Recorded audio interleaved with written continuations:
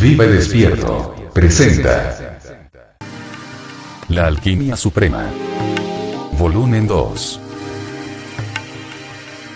Noveno discurso. 9 de julio de 1972. Preguntas y respuestas. No confiere el conocimiento una profundidad a la vida aunque origine una conciencia de sufrimiento. ¿Alcanzó Jesús un estado de conciencia de luna llena interior semejante al de Buda? Dijiste una noche que la conciencia aporta conocimiento y que el conocimiento hace que el hombre se dé cuenta de muchos problemas y sufrimientos internos. Pero, ¿acaso no es cierto que la conciencia y el conocimiento aportan más riqueza, crecimiento y profundidad a la vida del hombre? Explica por favor esta situación ambigua en el hombre así como la forma de trascender el conocimiento. La ignorancia es felicidad porque en ella nadie es consciente de sus problemas. Pero uno tampoco es consciente de su dicha. Se asemeja a estar en un estado de coma. No hay sufrimiento, no hay ansiedad, porque los problemas no existen cuando estás dormido. Con el conocimiento uno empieza a darse cuenta de muchos problemas y entonces sobreviene el sufrimiento. Este sufrimiento continúa a menos que uno también trascienda el conocimiento. Esos son pues los tres estados de la mente humana. El primero es la ignorancia en la cual eres dichoso, pero no eres consciente de ello. El segundo es el conocimiento en el cual eres consciente y dichoso. En cierto sentido la iluminación se asemeja a la ignorancia y en otro se asemeja al conocimiento.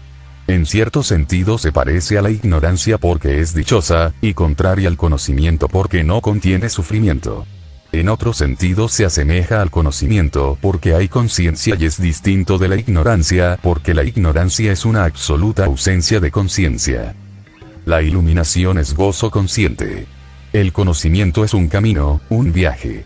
Has abandonado la ignorancia, pero aún no has alcanzado la iluminación. Estás a medio camino. Por eso el conocimiento es tensión. O bien has de trascender el conocimiento o has de volver atrás. Y el volver atrás no es posible. Has de esforzarte en trascender. Se me pregunta si el conocimiento también aporta riqueza, crecimiento y profundidad a la vida del hombre. Desde luego que lo aporta.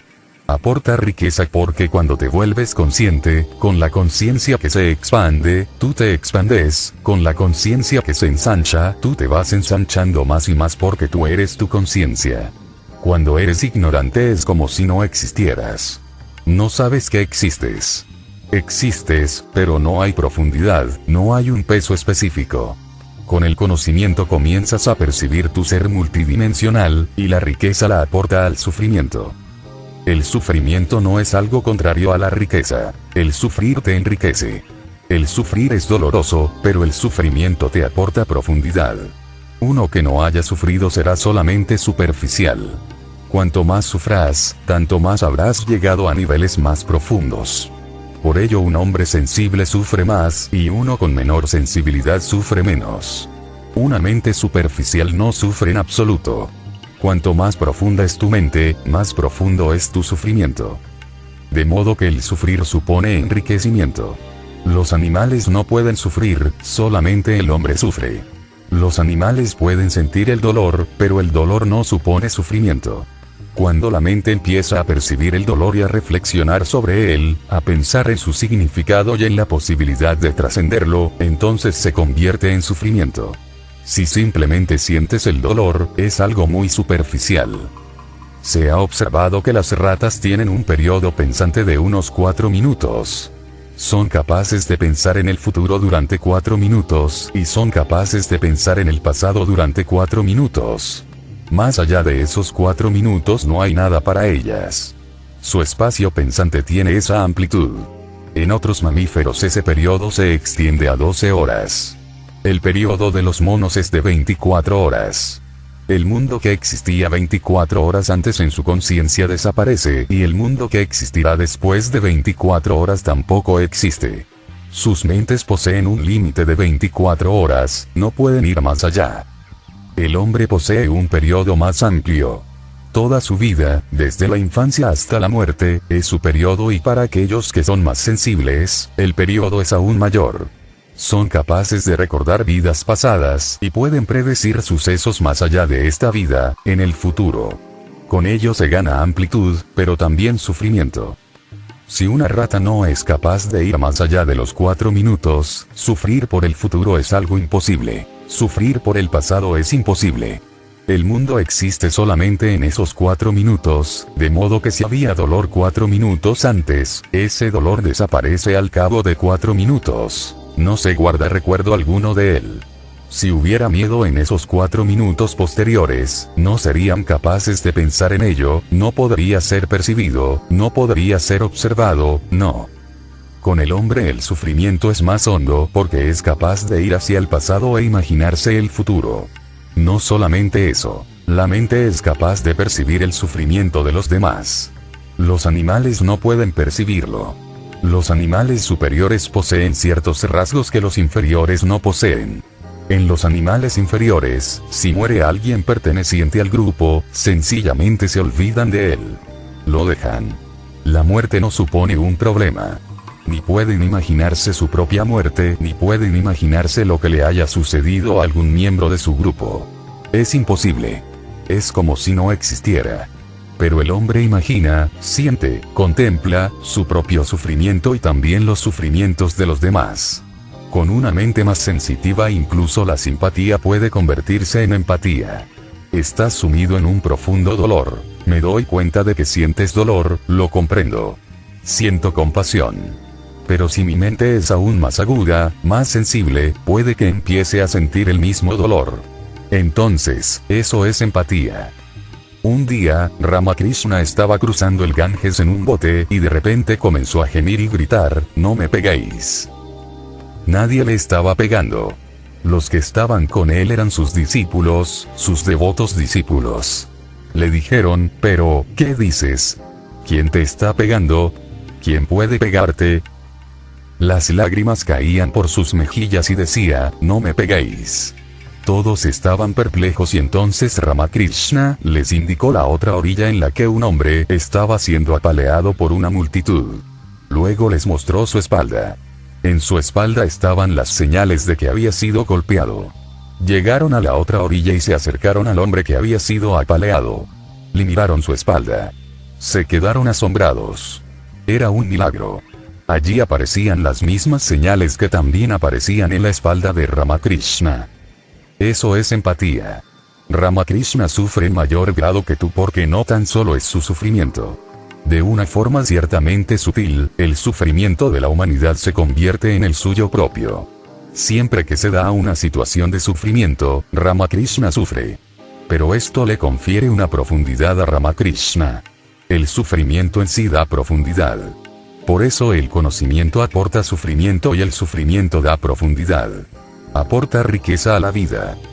Se dice que Sócrates dijo, aunque un cerdo sea absolutamente feliz prefiero seguir siendo un Sócrates e infeliz que ser un cerdo y feliz.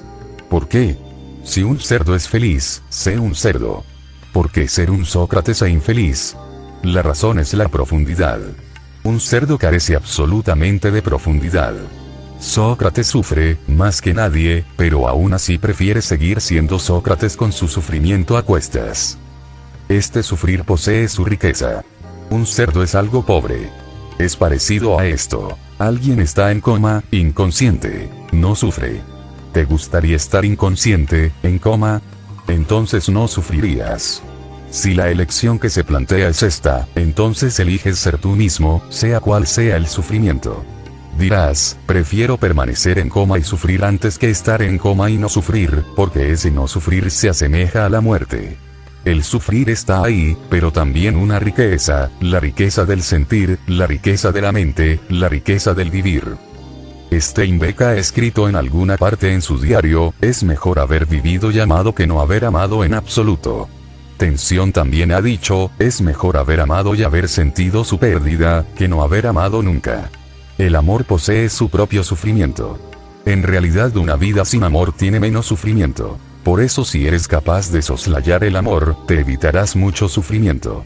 Si eres vulnerable al amor, sufrirás más. Pero el amor aporta riqueza, profundidad. Por tanto si no has amado, no habrás vivido. El amor es una clase de conocimiento más profundo. El conocimiento al que nosotros llamamos conocimiento es solo un conocimiento superficial. Es conocer a alguien, a algo, solamente desde el exterior. Cuando amas a alguien, lo conoces desde dentro. Esto no es superficial. Ahora has profundizado en alguien y sufrirás más, pero el amor te aportará una nueva dimensión a la vida. Por eso una persona que no haya amado no ha vivido en el plano humano. Debido a que el amor conlleva mucho sufrimiento, lo evitamos. Todo el mundo evita el amor. Hemos inventado muchas triquiñuelas para evitar el amor porque el amor conlleva sufrimiento. Pero si triunfas en evitar el amor, has triunfado al evitar una cierta profundidad que solamente el amor puede aportar a tu vida. Crece en conocimiento y crecerás en sufrimiento. Crece en amor y sufrirás aún más, porque el amor es un conocimiento más profundo. Surgirá la riqueza, pero esta es la paradoja y ha de ser correctamente entendida. Cuando más te enriquezcas, más pobreza percibirás. Cuando más rico te sientas, te sentirás también más pobre. En realidad un hombre que es pobre, un auténtico pobre, nunca se percibe a sí mismo como pobre. Solamente un rico empieza a sentir una mayor pobreza. Si observas al mendigo verás que es feliz con calderilla, muy feliz. No puedes ni imaginarte cómo es capaz de sentirse feliz. Recoge unas pocas monedas durante el día, pero es muy feliz. Observa a un rico. Ha acumulado tanto que es incapaz de gastarlo, pero no es feliz. ¿Qué le ocurre? Cuanta más riqueza tienes, más pobre te sientes. Y esto sucede en todos los ámbitos. Cuanto más sabes, más ignorante te sientes. Una persona que nada sabe, nunca siente ser un ignorante. Nunca siente serlo. Es imposible porque este sentimiento forma parte del saber. Cuanto más sabes, más cuenta te das de lo mucho que queda por conocer. Cuanto más sabes, más sientes que todo lo que conoces no es nada. Se dice que Newton dijo, he estado en la playa y todo lo que he podido reunir es un puñado de arena, nada más. Es una gran e infinita inmensidad. Todo lo que sé es como un puñado de arena en mi mano y todo lo que no sé es esta infinita inmensidad del océano. Newton se siente más ignorante de lo que tú te puedas sentir, porque ese sentimiento es parte del saber. Si eres capaz de amar, podrás sentir la imposibilidad de amar. Podrás sentir que es virtualmente imposible amar a alguien. Pero si no amas a nadie, nunca te darás cuenta de que el amor es un largo y tortuoso viaje, porque solamente cuando te introduces en algo es cuando te das cuenta de la finitud de tu capacidad y la infinitud de aquello en lo que estás entrando. Cuando salgo de casa me encuentro con el cielo. Si me quedo en mi casa, no lo llego a conocer y puede que, finalmente, me llegue a creer que aquella sea todo el universo. Cuanto menos sabes, más confiado te sientes. Cuanto más sabes, menor es tu confianza. Cuanto mayor es tu conocimiento, más dudará la mente en afirmar, e incluso solo en opinar, lo que es correcto y lo que está equivocado. Cuanto menos sabes, más certidumbre posees. Hace tan solo 50 años la ciencia poseía una certeza absoluta, una certeza total. Todo estaba claro y clasificado. Y entonces se presentó Einstein, quien probablemente fue la primera mente científica que se encontró en la plena inmensidad del mundo, del universo. Entonces todo se volvió incierto. Einstein dijo, el poseer una certeza sobre algo demuestra que eres un ignorante. Si sabes, como mucho podrás estar relativamente en lo cierto. Relativamente en lo cierto, es sencillamente otro nombre para la incertidumbre. Al ser todo relativo, enuncia Einstein, la ciencia nunca podrá volver a ser absoluta. Y en la actualidad nos hemos encontrado con tanto conocimiento que todo ha resultado alterado y hecho añicos. Todas las certezas han desaparecido. Mahavira, una de las mentes más penetrantes de toda la historia de la humanidad, no decía nada sin emplear quizás en ello. Si le preguntabas, ¿existe Dios? Él te contestaba quizás exista o quizás no exista. Incluso si le preguntabas, ¿eres tú real? Él decía, quizás soy real y quizás no, porque en cierto sentido sí soy real y en otro sentido no lo soy. Puesto que voy a morir, ¿cómo puedo afirmar que soy real? Un día simplemente me evaporaré y no serás capaz de descubrir ni a dónde me he ido. ¿Cómo voy a decir pues que soy real? Desapareceré tal y como un sueño desaparece por la mañana. Pero incluso entonces no podré afirmar con certeza que soy irreal, porque para afirmar que soy irreal, se necesita algo de realidad. Hasta para soñar se necesita de alguien que sueñe, alguien que sea real. Por eso solía decir, quizás sea real y quizás no lo sea. Fue por esto que Mahavira no tuvo gran cantidad de seguidores. ¿Cómo vas a tener seguidores si tú mismo posees tal incertidumbre? Los seguidores necesitan de certezas, de dogmatismo absolutos. Di, esto está bien y eso está mal. Si en realidad eso está bien es otra cosa, pero muéstrate seguro y crearás confianza en tus seguidores, pues ellos han venido para saber, no para preguntar. Han venido a por certezas. Han venido a por dogmas, no en busca de una auténtica indagación. Así, una mente inferior a la de Mahavira reunirá multitud de seguidores. En realidad, cuanto más inferior es la mente, más fácil es volverse un líder, porque todo el mundo necesita de certezas. De esta forma se sienten seguros. Con Mahavira todo se vuelve incierto. Y lo tenían tan claro que si le preguntabas una cosa, te daba 7 respuestas diferentes. Te daba 7 respuestas, cada una contradiciendo a la anterior. Entonces todo adquiría tal complejidad que retornabas más ignorante que cuando habías llegado. Con Einstein, por primera vez el genio de Mahavira se introdujo en la ciencia. La relatividad es un concepto de Mahavira. Él afirma que todo está en relación, que no hay nada absoluto, y que lo diametralmente opuesto es verdadero en cierto modo. Pero entonces todas las frases se convierten en algo tan elevado, contienen tantos paréntesis, que no puedes tener certeza alguna con ellas. Por eso solamente existen 2.500.000 de jainos en la India. Si Mahavira hubiera convertido solamente a 25 familias, en la actualidad se habrían convertido en esos 2.500.000, solamente reproduciéndose. Únicamente 2.500.000 después de 25 siglos. ¿Qué ocurrió en realidad? Mahavira no pudo realmente convertir a nadie. Una mente tan aguda no era capaz de convertir. Se necesita una mente inferior para crear seguidores. Cuanto más estúpido es el líder, mejor, porque entonces podrá decir que sí o que no con plena seguridad y sin saber nada. ¿Qué es lo que realmente sucede cuando ganas en conocimiento? Te das cuenta de la ignorancia. Y, realmente, la riqueza quiere decir, abarcar ambos polos. No puedes ser rico si solamente conoces una parte. Cuando conoces ambos extremos opuestos, cuando te desplazas a ambos extremos, entonces te vuelves rico. Por ejemplo, si solamente conoces la belleza y no te das cuenta de la fealdad, tu sentido de la belleza no puede ser muy elevado. ¿Cómo va a serlo? Siempre va en proporción. Cuanto más empiezas a captar la belleza, más empiezas a captar la fealdad. No son dos cosas, sino un solo movimiento en una dirección y con dos sentidos. Pero la dirección es única. No puedes decir, solamente soy consciente de la belleza. ¿Cómo vas a decirlo? Con este sentido estético de la belleza, el sentido de la fealdad va de la mano. El mundo se vuelve más bello, pero al mismo tiempo más feo. Esa es la paradoja.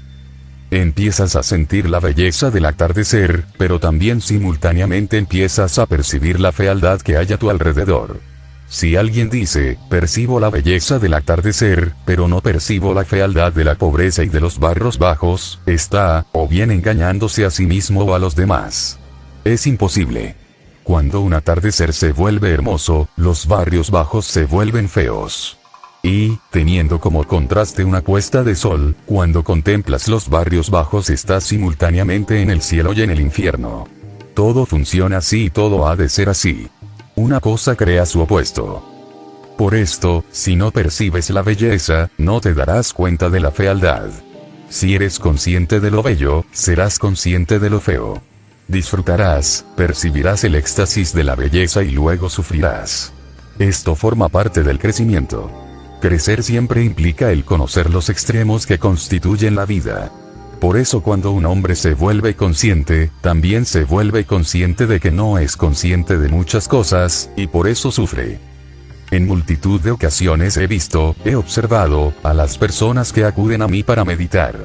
Dicen, me encuentro muy alterado, con dolores internos, sufriendo. Ayúdame como sea a quietar mi mente. Les sugiero que hagan algo y al cabo de una semana vuelven y me dicen, ¿qué nos has hecho? Estamos más perturbados. ¿Por qué les sucede esto? Porque cuando comienzan a meditar, cuando empiezan a percibir cierto silencio, empiezan a notar más lo que les altera. Teniendo como fondo ese silencio, la perturbación se percibe con más claridad. Antes estaban simplemente perturbados, sin silencio interior. Ahora tienen algo para contrastar, para comparar. Ahora dicen, me estoy volviendo loco. Por eso siempre que alguien empieza a meditar, se hará consciente de muchas cosas de las cuales no tenía conciencia, y debido a esa conciencia, sufrirá. Así son las cosas y uno ha de pasar por ellas. Si empiezas a meditar y no sufres, quiere decir que no es meditación, sino hipnosis. Significa simplemente que te estás drogando a ti mismo. Te estás volviendo más inconsciente. Con una auténtica y verdadera meditación, sufrirás más porque te volverás más consciente. Verás la fealdad de tu ira, percibirás la crueldad de tus celos, tendrás la evidencia de tu comportamiento. En cada gesto, empezarás a percibir un animal escondido en ti, y sufrirás. Pero así es como uno crece. El crecer es un nacimiento doloroso. El niño sufre cuando sale del vientre, pero es parte del proceso de crecimiento. De modo que está bien que la conciencia y el conocimiento aporten mayor riqueza y profundidad a la vida de un hombre, no porque el hombre no sufra, sino porque el hombre sufre. Si alguien ha llevado una existencia cómoda, como sucede en las familias ricas, observarás, que si una persona nace rica, si ha vivido sin conocer el sufrimiento, sin conocer lo que supone el dolor de vivir, sin saber nada, entonces siempre que surge la demanda, incluso antes de que surja la demanda, lo que pide está allí. No ha sufrido hambre, no ha sufrido el amor, no ha sufrido nada. Pida lo que pida, se le complace, o mejor, se le complace antes de que surja la demanda. Pero mira entonces en los ojos de este hombre, no descubrirás profundidad alguna. Es como si no hubiera vivido. No ha luchado, no sabe lo que es la vida. Por eso es difícil encontrar profundidad alguna en esos hombres. Son superficiales. Si ríen, su risa es superficial. Solamente está en los labios, nunca proviene del corazón. Si lloran, el llanto es superficial. No proviene de las profundidades del ser, es solamente algo formal. Cuanta más lucha, más profundidad. Esta profundidad, esta riqueza, este conocimiento, creará tal complejidad que te gustaría poder escapar de ella. Cuando sufres, deseas escapar de él. Si buscas escapar del sufrimiento, entonces puede que te atraiga el alcohol, la marihuana o el LSD o lo que sea. La religión no significa escapar del sufrimiento, sino vivir con él. Vivir con él, no escapar de él. Y si vives con él, te volverás más y más consciente. Si quieres escapar, tendrás que dejar de lado la conciencia. Entonces, de alguna forma, te tendrás que volver inconsciente. Hay muchos métodos. El alcohol es el más fácil, pero no el único método ni el peor. Puedes escuchar música y quedarte absorto en ella. Entonces estás empleando la música como el alcohol. Cuando te das cuenta, tu mente se ha desviado hacia la música y te has olvidado de todo lo demás. La música está funcionando como el alcohol. O puedes ir a un templo, puedes hacer japa. Puedes emplear todas esas cosas como el alcohol, como un intoxicante. Cualquier cosa que te haga menos consciente de tu sufrimiento es antirreligioso. Todo lo que te haga más consciente de tu sufrimiento y que te ayude a encararlo, sin huir, es religioso. Eso es lo que tapas, austeridad, quiere decir. Tapas significa esto, no escapar de ningún sufrimiento, sino permanecer allí y vivirlo con plena conciencia. Si no escapas, si permaneces allí con tu sufrimiento, un día el sufrimiento desaparecerá y tú habrás crecido a una mayor conciencia. El sufrimiento desaparece de dos maneras. Te vuelves inconsciente, entonces el sufrimiento desaparece para ti, pero, en realidad, el sufrimiento permanece allí. No puede desaparecer. Permanece allí. En realidad ha sido tu conciencia la que ha desaparecido, de forma que eres incapaz de percibirlo, no puedes ser consciente de él. Si te vuelves más consciente, entre tanto tendrás que sufrir más. pero acepta el sufrimiento como parte del crecimiento, como parte del adiestramiento, simplemente como una disciplina, y entonces, un día, el sufrimiento desaparecerá no solamente para ti. Desaparecerá objetivamente. Emplea el sufrimiento como un escalón, no escapes de él. Si escapas de él, estás escapando de tu destino, de la posibilidad de ir más allá de tu destino, de la posibilidad de ir más allá del conocimiento empleando el sufrimiento como medio. Mahavira dijo, a veces ocurre que no hay sufrimiento. Crea entonces el sufrimiento, pero no pierdas ni un solo instante en crear más conciencia. Mahavira practicaba prolongados ayunos para crear más sufrimiento, para afrontarlo, porque al afrontarlo, la conciencia crece. Solía vivir desnudo. Ya fuera verano, ya fuera invierno, ya fuera la estación lluviosa, solía vivir desnudo, iba desnudo. En cada pueblo, al ir desnudo, la gente se convertía en su enemigo. Le causaban mucho sufrimiento, pero él no decía nada.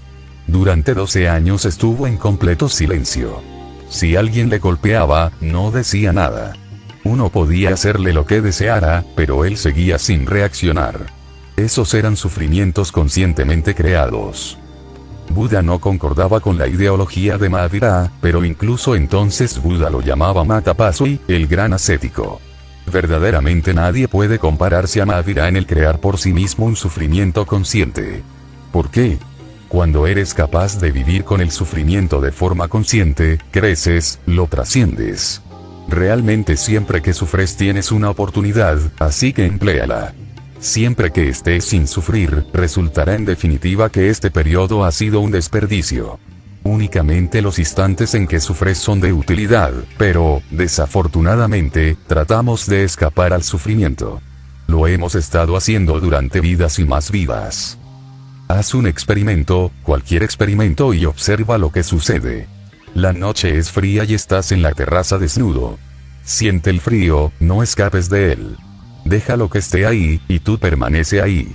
Siéntelo, ve con él, vive con él, y observa lo que sucede. Más allá de cierto punto el frío estará allí, tú estarás allí, pero habrá una separación entre tú y el frío. Entonces el frío no podrá penetrarte. Lo habrás trascendido. Estás con hambre. Permanece con él y más allá de un cierto punto, descubrirás que tú no tienes hambre. El hambre es otra cosa y hay una cierta separación entre tú y el hambre. Cuando empiezas a percibir la separación, la trasciendes. Pero no hay necesidad de crear sufrimiento porque ya hay demasiado sufrimiento. No hay necesidad de crearlo. Cada día hay sufrimiento. Sufre conscientemente, no trates de escapar. Entonces tendrás una llave secreta para transformar tu crecimiento en una bendición. Esto es lo que tapas quiere decir. Es un proceso alquímico. Transformas lo bajo en lo alto, el metal base en oro. Pero el metal base ha de pasar por el fuego y lo falso habrá de quemarse. Solamente entonces puede lo auténtico emerger de él. Así que el conocimiento es el fuego. El alma ignorante ha de pasar por este fuego y solamente entonces el oro puro emergerá. Ese oro puro es la iluminación. Cuando has encarado todo sufrimiento con conciencia, el sufrimiento se disolverá, desaparecerá, porque su misma razón de ser habrá desaparecido. Seguirás y el sufrimiento irá quedando atrás y te irás convirtiendo en una cima. Esta cima lo habrá trascendido. Esta es la iluminación. Existen 3 estados: ignorancia, conocimiento e iluminación. Ve más allá de la ignorancia, pero no te olvides de que el conocimiento no es la meta. Es solamente el medio. Has de trascenderlo. Y cuando alguien va más allá del conocimiento, se convierte en un Buda. Entonces es sabio, no erudito. Es sabio, no está simplemente más enterado. No es que sea más erudito. Simplemente es sabio, simplemente es más consciente. Por eso el conocimiento es bueno porque te saca de la ignorancia, y el conocimiento es malo si empiezas a apegarte a él. Si se convierte en un apego, es malo. Emplea el conocimiento para ir más allá de la ignorancia, y entonces, mediante el conocimiento, trasciéndela. Buda cuenta una historia que le gustaba mucho. Contó esta historia miles y miles de veces. Él dice que el conocimiento es como una balsa. Cruzas un río con una balsa y luego abandonas la balsa y el río y sigues. Buda cuenta que había 5 hombres eruditos. Cruzaron el río con una balsa y entonces cavilaron y pensaron, ya que esta balsa nos ha ayudado a cruzar la corriente, debemos transportarla sobre nuestras cabezas. ¿Cómo vamos a ser unos desagradecidos? Esto es pura gratitud. De modo que esos 5 eruditos transportaron esa balsa sobre sus cabezas hasta el mercado. Entonces se congregó todo el pueblo y les preguntaron, ¿qué es lo que estáis haciendo? Esto es una novedad. Ellos dijeron, ahora no podemos abandonar esta balsa. Esta balsa nos ha ayudado a cruzar la corriente y estamos en tiempo de lluvias y el río está crecido. Era imposible sin esa balsa. Esta balsa es un amigo y simplemente nos mostramos agradecidos. Todo el pueblo se rió.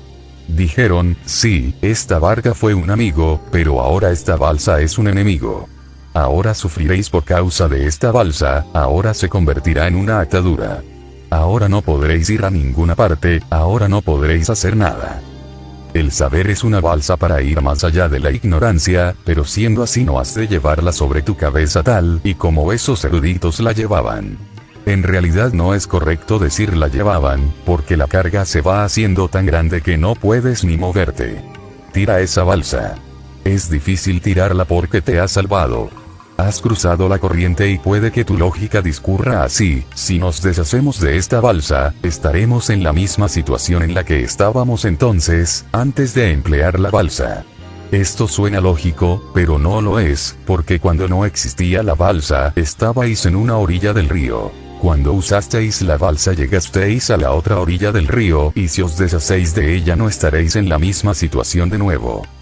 El hombre teme desembarazarse del saber porque teme convertirse de nuevo en ignorante. No puedes volverte ignorante de nuevo.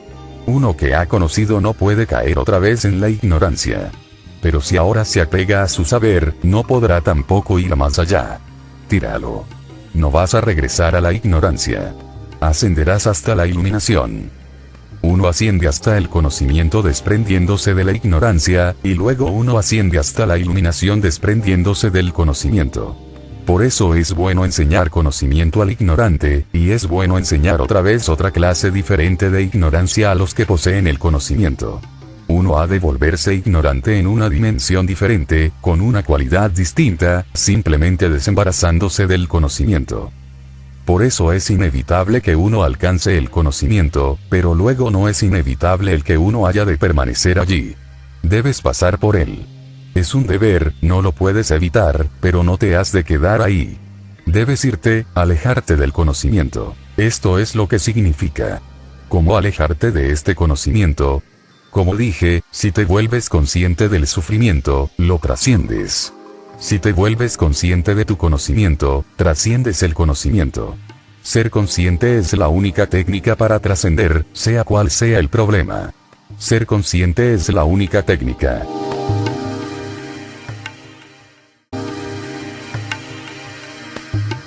Sabes muchas cosas, entonces te identificas con lo que sabes.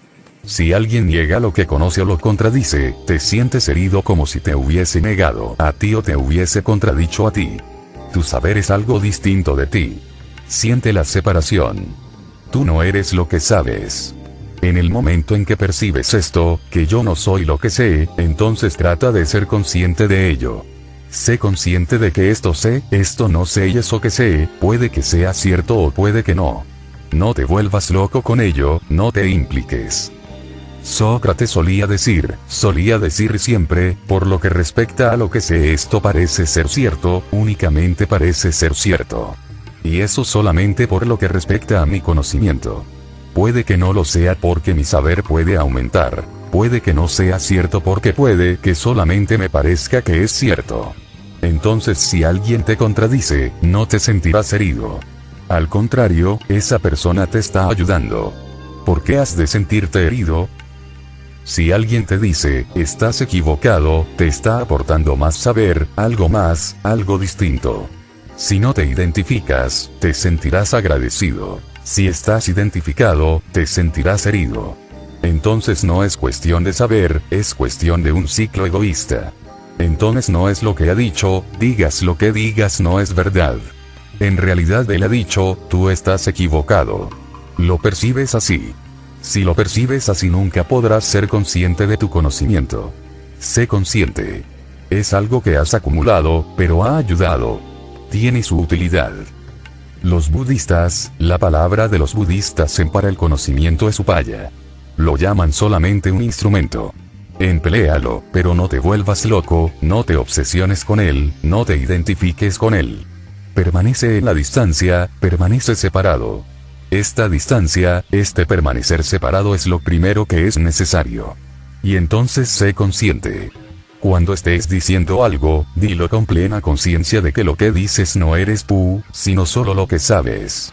Esta conciencia te llevará más allá. Sea cual sea pues el problema, al identificarte con él creas inconsciencia, y retrocedes. Siendo consciente de él creas conciencia y lo trasciendes. Osho, una noche dijiste que el cristianismo ha permanecido incompleto porque, para los cristianos, Jesús murió a la edad de 33 años cuando era ardiente, rebelde y activo, con la conciencia solar como su centro interno. ¿Quiere esto decir que Jesús no pudo alcanzar el crecimiento espiritual completo, el silencio interior, la paz interior y un nivel de conciencia de luna llena interior como Buda y Mahavira? Por favor, acláranos este tema. Han de tenerse en cuenta muchos factores. 1. Jesús murió para el cristianismo a la edad de 33 años.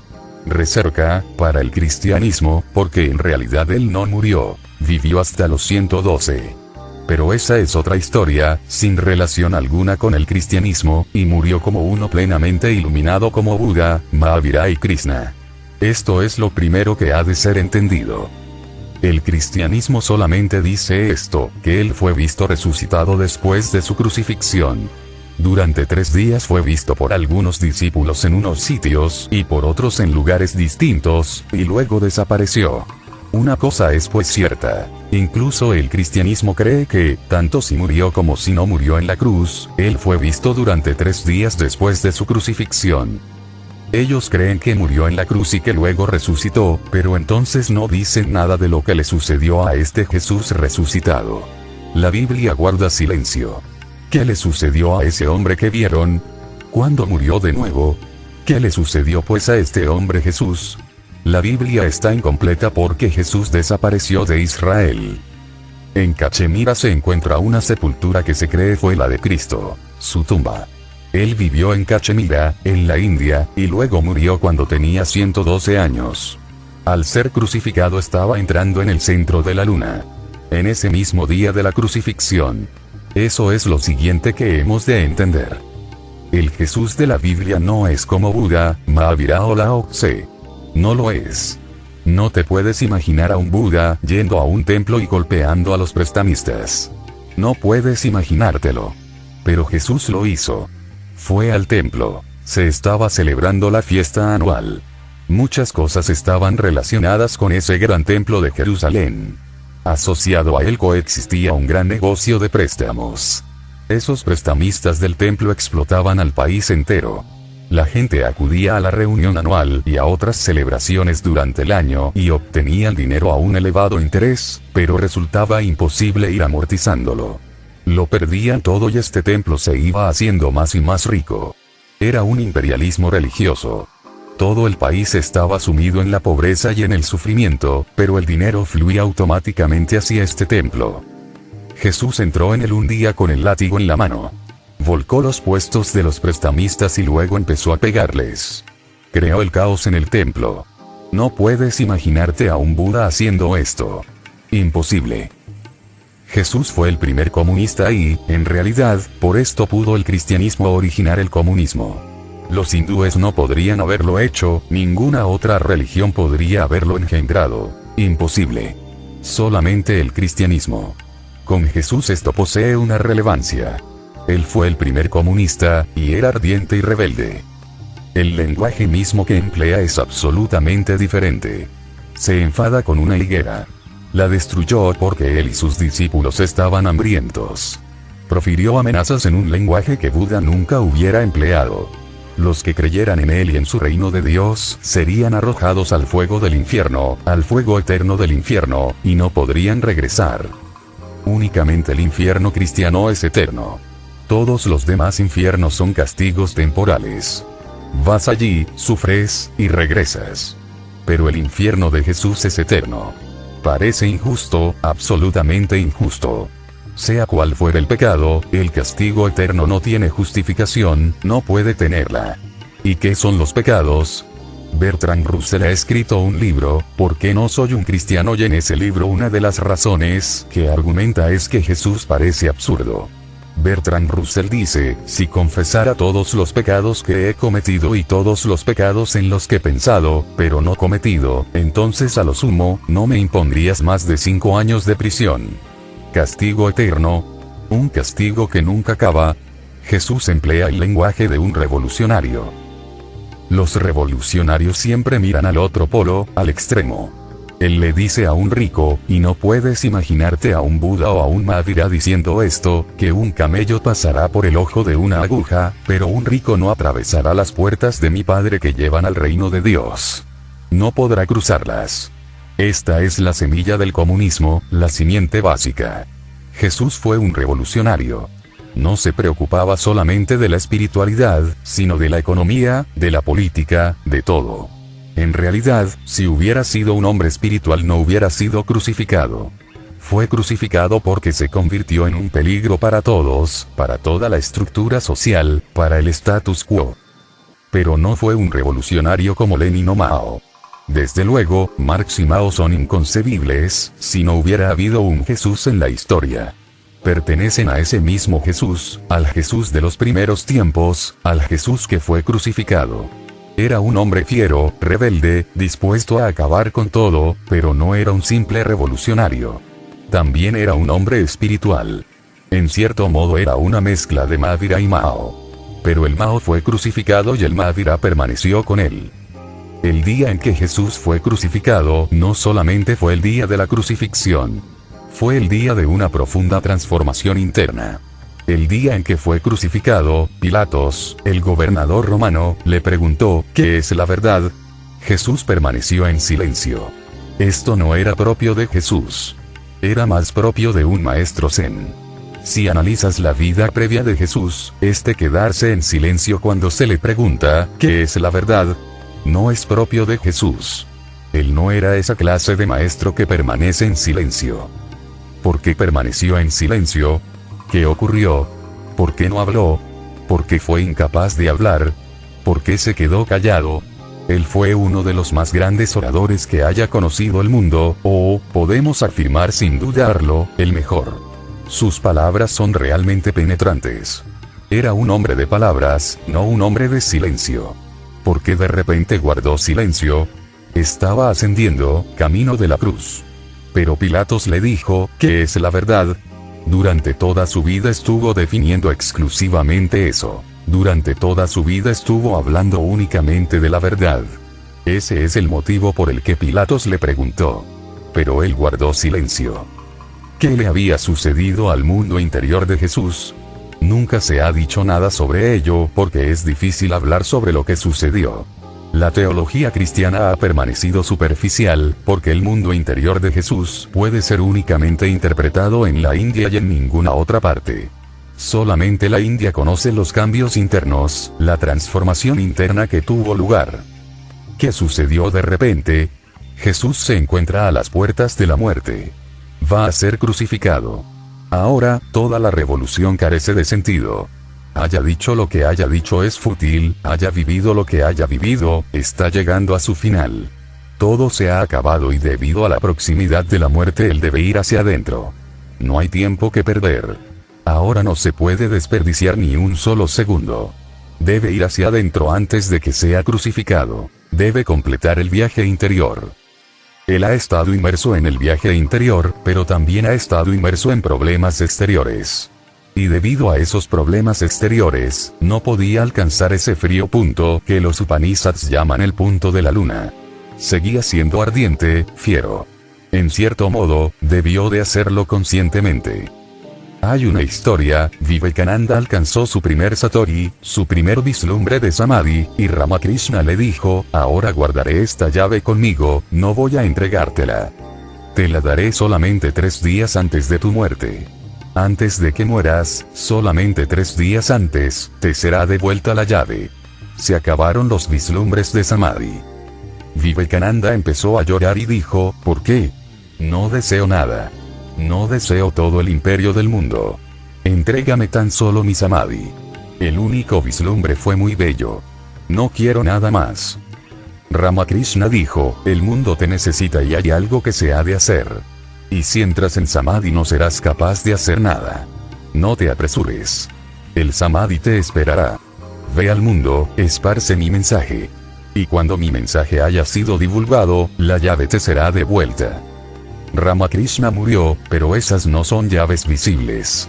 Y solamente 3 días antes de su muerte, fue Vivekananda capaz de alcanzar el Samadhi, solamente 3 días antes. De modo que debió de ser algo muy consciente, cuando Jesús no entró directamente en el centro lunar, porque una vez entras en él te vuelves absolutamente inactivo. Una historia más. Jesús fue iniciado por Juan el Bautista. Él mismo fue discípulo de Juan el Bautista, que a su vez fue un gran revolucionario y un gran espiritualista. Esperó durante años a Jesús. El día en que inició a Jesús en el río Jordán, le dijo a Jesús, asume ahora mi trabajo y yo desapareceré. Es suficiente. Y desde esa fecha fue visto en pocas ocasiones. Desapareció en el bosque. En el lenguaje interior, desapareció del punto solar para ir al punto lunar. Se volvió silencioso. Había hecho el trabajo y había entregado el trabajo a alguien que podía completarlo. Justo en el día de la crucifixión, Jesús debió de tomar conciencia de que el trabajo que estaba realizando estaba llegando a su término. Debió de pensar, no puedo ir más allá. Ahora no puedo hacer nada más, he de ir hacia adentro. No debo perder esta oportunidad. Por eso, cuando Poncio Pilatos le preguntó, ¿qué es la verdad?, él guardó silencio. No es lo habitual en Jesús. Son los modos de un maestro zen. Es más propio de Buda. Y debido a esto, sucedió el milagro que ha permanecido siendo un enigma para la cristiandad. Debido a esto, el milagro sucedió. Cuando se estaba dirigiendo hacia su punto más frío, hacia el punto lunar, fue crucificado. Y cuando por primera vez alguien llega al centro lunar, su respiración se detiene, porque ese respirar es también una actividad del punto solar. Todo se vuelve silencioso. Todo aparenta estar como muerto. Cuando fue crucificado entró en el punto lunar, y ellos creyeron que estaba muerto, y no lo estaba. Fue un error, un malentendido. Aquellos que le crucificaban pensaron que estaba muerto, pero realmente él había alcanzado el punto lunar donde la respiración se detiene. No hay aliento entrante ni saliente. Él estaba en el punto medio. Cuando uno permanece en esta brecha, existe tal equilibrio que uno está virtualmente muerto. Pero no era la muerte. Por eso los que le crucificaron, los que mataron a Jesús, pensaron que estaba muerto, así que permitieron a los discípulos que desclavaran el cuerpo. Como era costumbre en tierra judía, este cuerpo había de ser guardado en una cueva cercana durante 3 días, y luego entregado a la familia. Se dice, y de nuevo el cristianismo posee solo fragmentos, que cuando su cuerpo estaba siendo llevado a la cueva, su cuerpo se hirió contra una piedra y manó sangre. Si hubiera estado realmente muerto, hubiera sido imposible que sangrara. No estaba muerto. Y cuando al cabo de los 3 días se abrió la cueva, él no estaba allí. El cadáver había desaparecido, y en esos 3 días, él fue visto. 4 o 5 personas le vieron, pero nadie les creyó. Fueron al pueblo y dijeron que había resucitado, pero nadie les hizo caso. De modo que él escapó de Jerusalén. Llegó a Cachemira y se quedó allí. Pero entonces su vida no fue la vida de Jesús, sino la vida de Cristo. Jesús fue el punto solar y Cristo el punto lunar. Y permaneció totalmente en silencio. Por eso es que no hay testimonios. No habló, no predicó, no entregó ningún mensaje. Permaneció totalmente en silencio.